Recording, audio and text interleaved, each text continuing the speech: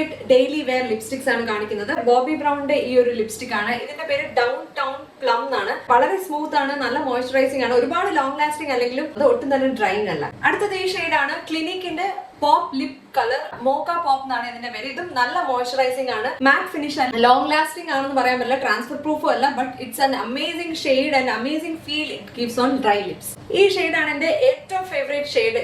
ഇത് നൈക്കയുടെ ലക്സ് മാറ്റ് റേഞ്ച് ആണെന്ന് തോന്നുന്നു ഇതിന് പറയുന്നത്. ട്രഫിൾ എന്നാണ് ഈ ഷെയ്ഡിന്റെ പേര്. ഒരു പിങ്കി ബ്രൗൺ ഷെയ്ഡ് ആണ്. Love this shade. ഇത് കുറച്ച് ഡീപ്പർ സ്കിൻ ടോണിലും നല്ലൊരു ന്യൂഡ് ഷെയ്ഡ് ആയിരിക്കും.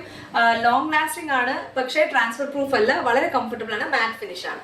ഒരു മോവി ബ്രൗൺ ഷെയ്ഡാണ് അടുത്തത്. ഹുഡ ബ്യൂട്ടി പവർ ബുള്ളറ്റ് ലിപ്സ്റ്റിക്കില് ഫസ്റ്റ് കിസ് എന്ന് പറയുന്ന ഷെയ്ഡാണ്. ഇത് എനിക്ക് ഭയങ്കര ഇഷ്ടപ്പെട്ടു. ഡീപ്പർ സ്കിൻ ടോണും ചേരുന്ന ഒരു ന്യൂഡ് ഷെയ്ഡാണ്.